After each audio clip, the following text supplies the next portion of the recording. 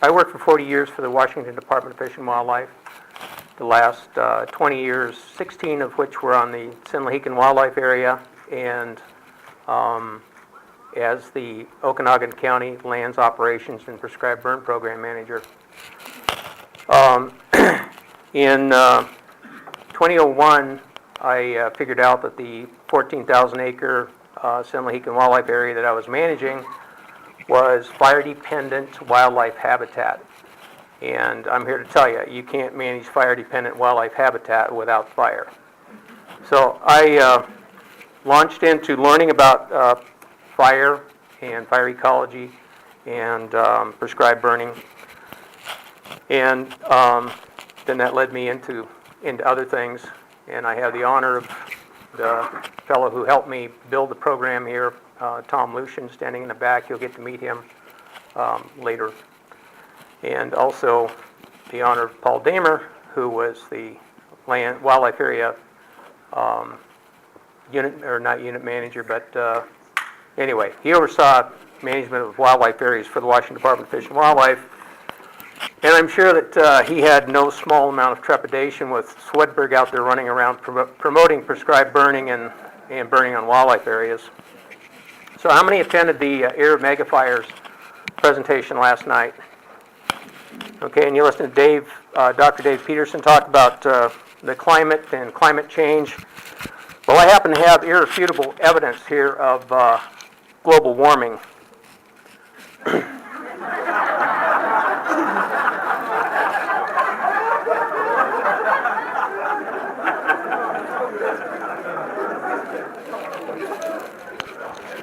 So, I'm sure that Dr. Peterson wouldn't acknowledge that as part of the science in climate change.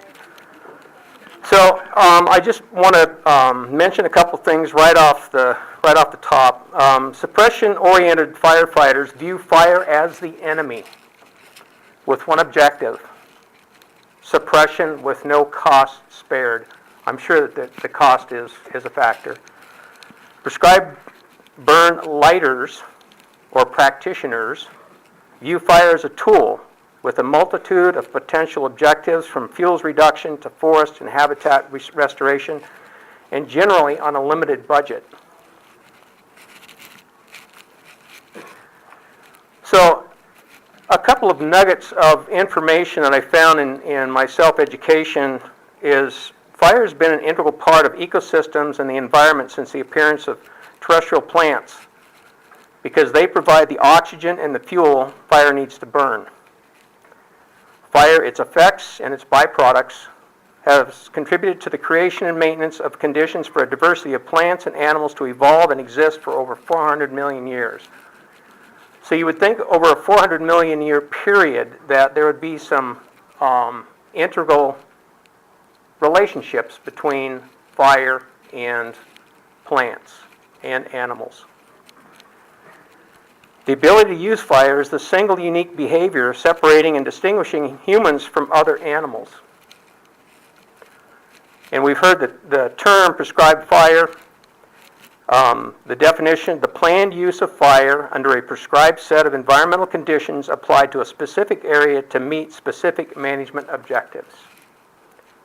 Fire byproducts, I haven't heard anybody talk about those yet, are byproducts of pyrolysis of plant material, smoke, heat, ash, and charcoal.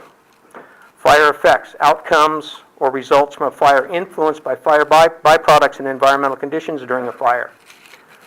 We have heard about fire regimes, 3 different types: the frequent, low intensity, mixed severity, and stand replacing.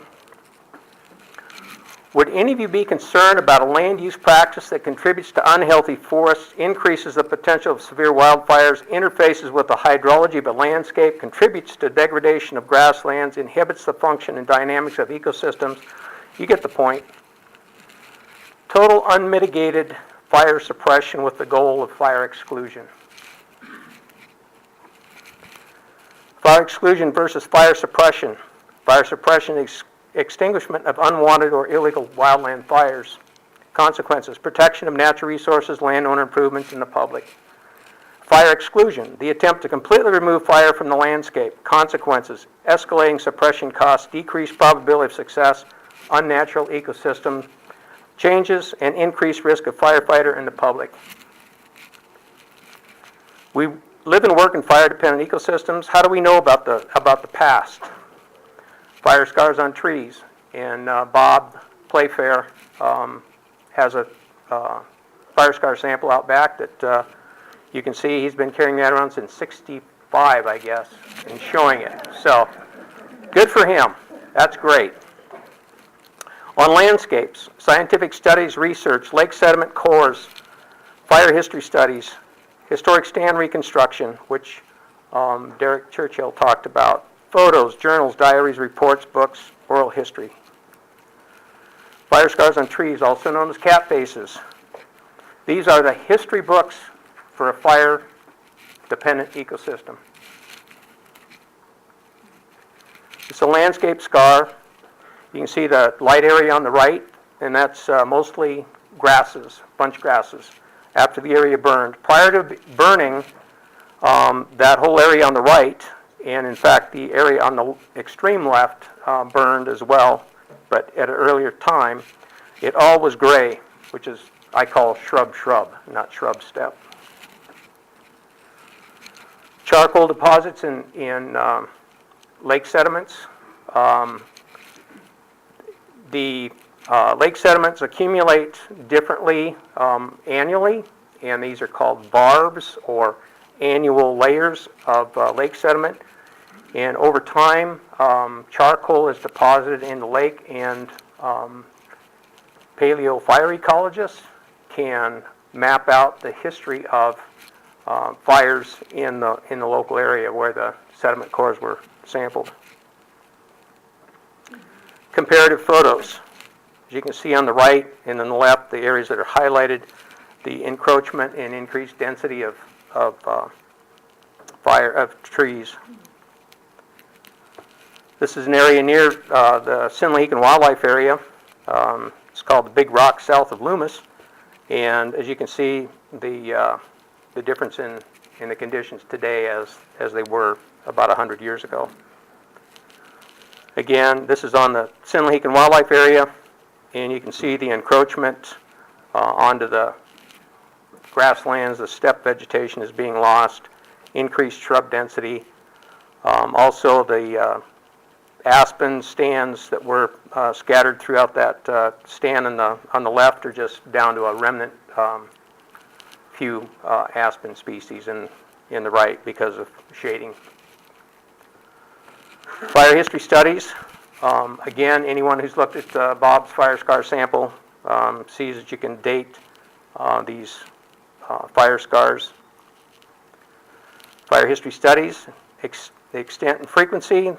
The fire in 1799, you can see is in the area with the lines. And if you look to the right, a fire that occurred 1 year later, as a puzzle piece, it fits right into that area that burned in 1799 that did not burn. Historic stand analysis. On the Sinlahegan Wildlife Area, and the estimate was 65 trees per acre, whereas in 2009 it was 305 trees per acre. You don't grow big trees in those conditions. Frosty Creek fire history analysis. Again, we've seen how frequent fires were prior to the advent of fire exclusion.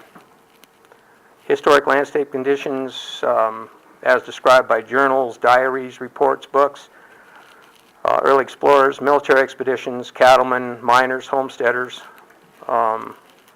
It's very fascinating reading to me. Okay, when I hear the statement that we can restore forests, in particular fire-dependent forests, without fire, it disturbs me because there's no substitute for fire byproducts and or fire effects.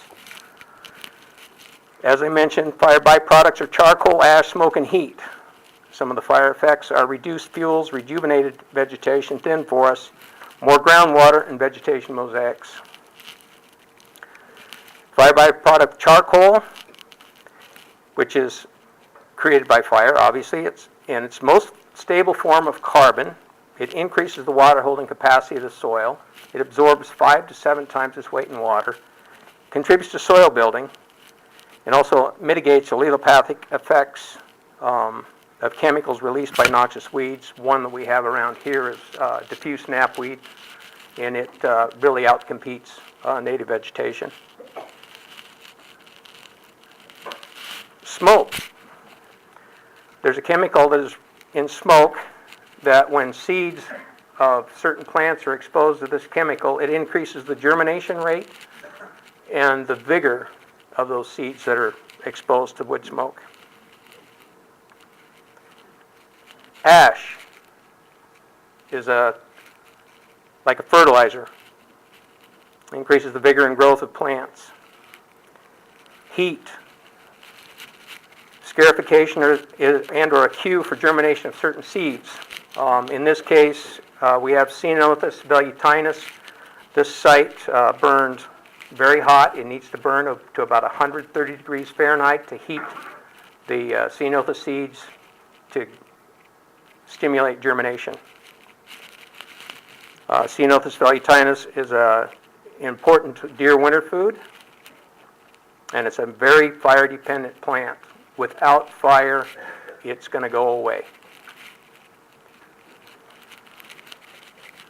And elderberry trees are very adapted to burning. This tree or shrub in 4 months and 1 week grew 10 feet after a prescribed burn. And heat, fuel reduction, combustion of the fuels and fuel reduction. And the edge of this grassy area was the fire line that was used to hold the prescribed burn in 2014. On the left is where the wildfire from the Okanagan wildfire came into the area. And it's surprising that it did not ignite those fine fuels across the line, but the conditions were such that it didn't. Again, by fuel reduction and changing vegetation composition, live vegetation reduction increased water availability. I don't know if you can see the triangle at the top of and this dot. There's the triangle and the dot. It's kind of far to shoot, but the triangle's up there and down there, and the dot right there and right there. This is a response to a prescribed burn conducted in California. The burn was conducted in August, and within 3 weeks, there was water flowing in this dry stream bed. And that's from the reduction of the plants, the live vegetation. Again, heat, change of in combustion, change of vegetation types on the landscape.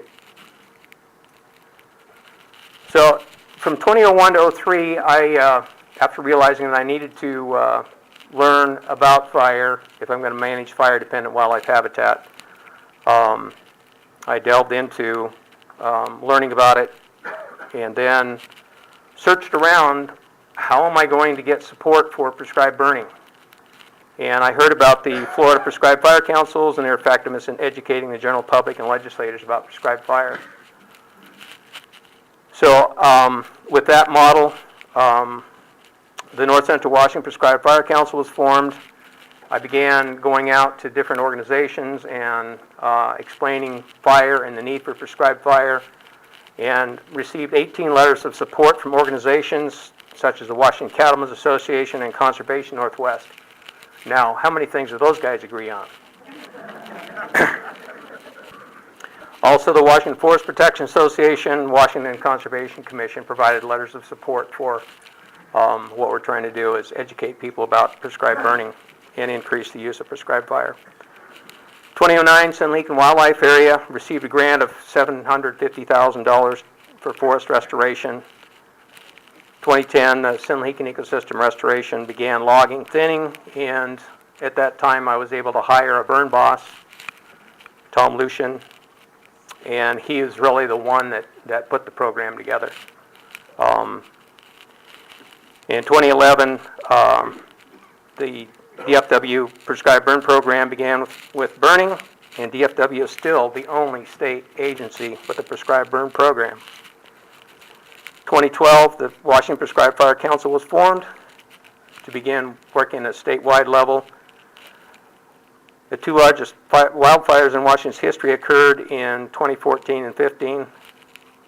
2016, the Washington Prescribed Fire Council worked with the legislature on House Bill 2928, pilot project to conduct prescribed fire projects and determine smoke impacts. And again, the Prescribed Fire Council is continuing to work with the legislature to get legislation in place that will encourage the use of prescribed fire and lessen some of the restrictions on prescribed fire. So getting into the anatomy of a prescribed burn, they're conducted based on a number of factors, including fuels, topography, weather, a burn plan, burn unit layout, the burn unit preparation, which generally needs some fuels reduction and reconfiguration that may be in the form of logging or thinning. Also, you need to build fire lines, possibly install hose lays, write the burn plan. The template for a burn plan is 23 pages. That's before you put even a date on it. So it goes into extreme detail to consider all aspects of the prescribed burn that you want to do. There are legal documents that prescribed burn bosses have to follow, covering many considerations, but not limited to the prescription parameters regarding fuels and weather, resource objectives. And here again, you don't write a burn plan for a wildfire. The only objective is put it out. So with a prescribed burn, you're looking at reinvigorating decadent brush and shrubs, increase of browse for big game through resprouting, reduce density of dug fir seedlings, and you have a range that your objective of range that you're shooting for.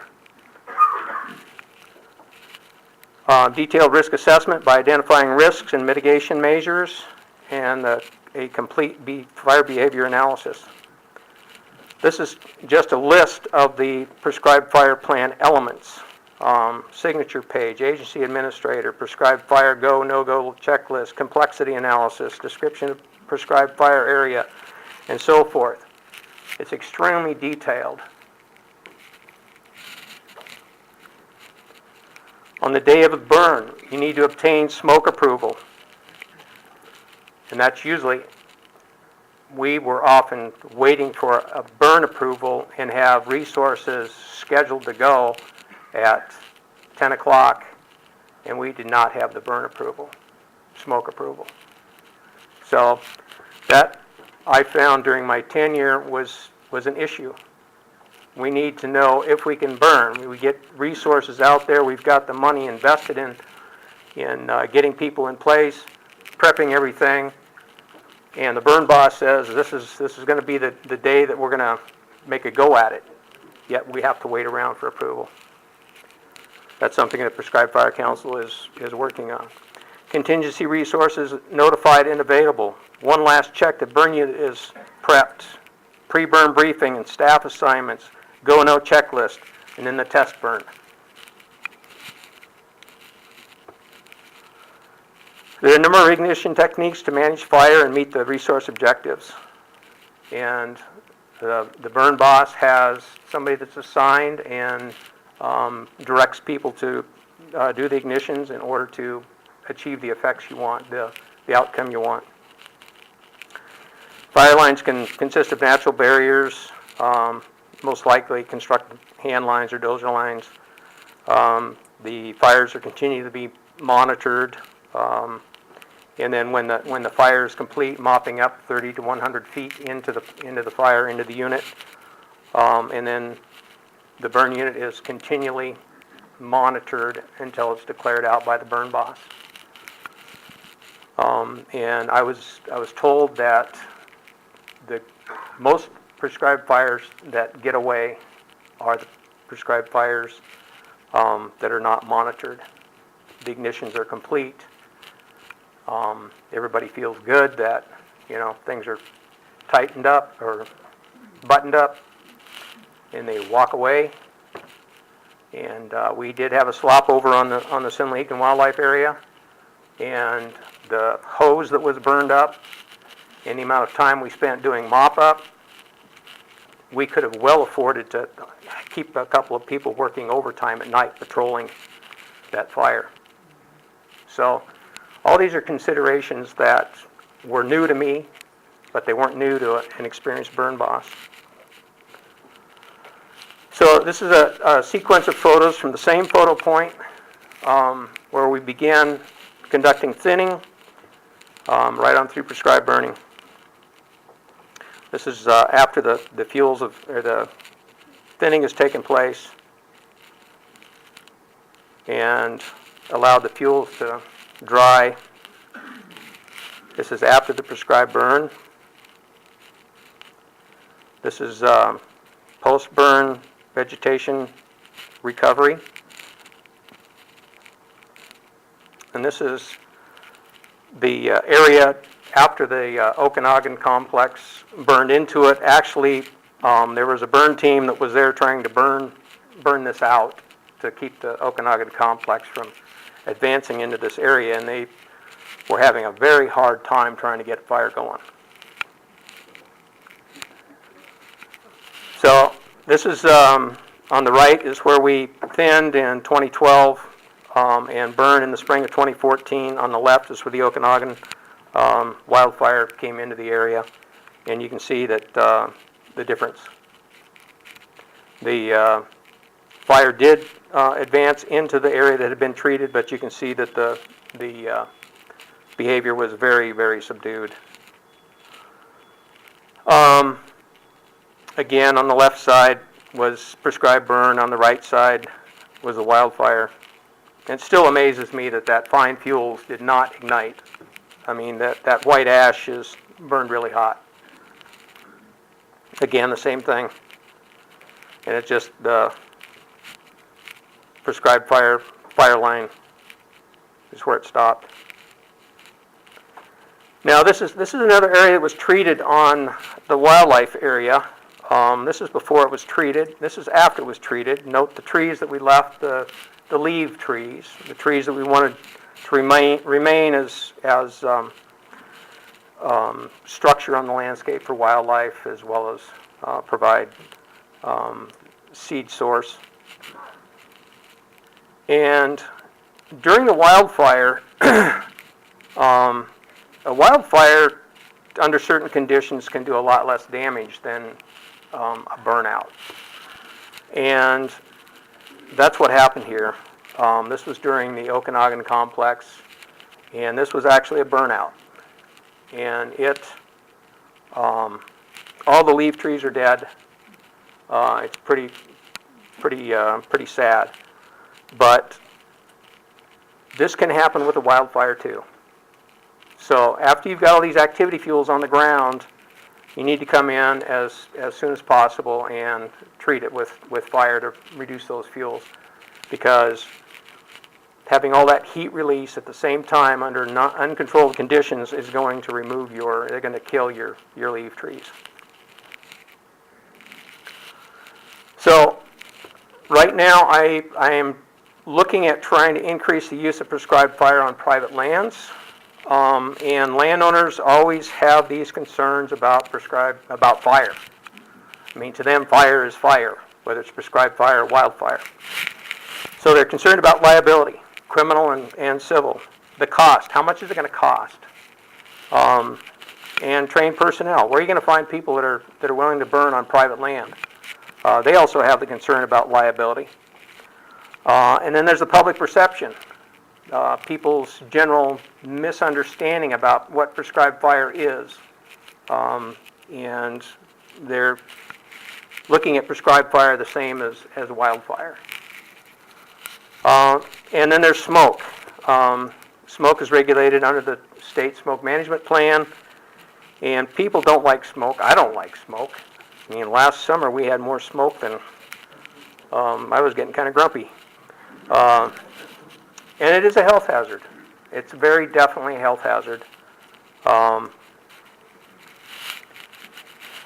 So to address many of these prescribed fire concerns, the Department of Natural Resources has cost share funds through the Forest Health and Joint Chiefs funding, and that would help with cost share. You heard about some of that. And they are also reviewing and updating the smoke management plan to increase prescribed burning opportunities. And they're also developing a prescribed burner certification program.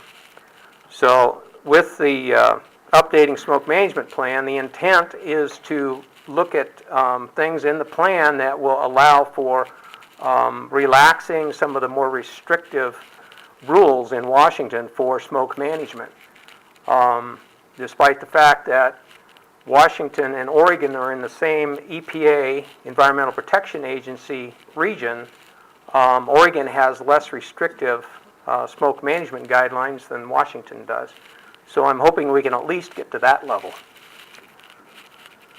And developing a prescribed burner program in Florida and the Southeast, they do have prescribed burner certification programs that if somebody gets that certification, then it reduces their liability substantially from just mere negligence to gross negligence. The Natural Resource Conservation Service, which I just found out recently, they have not been cost share funding prescribed burning in Washington State, whereas in every other state they have been. And the reason for this is in the 90s there was there was a lot of burning happening in the Spokane area, burning of seed crops and using fire to stimulate the grass to produce seed, and also burning of wheat stubble. And the organization Save Our Summers sued the Department of Ecology, and the Department of Ecology got beat up really, really bad over this issue. And the NRCS was kind of standing there watching what's going on and didn't want any part of this, what was happening. So a policy call, I believe, was made saying that we're not going to provide that practice. Well, as of just a couple of weeks ago, Roy Lean stands at the door.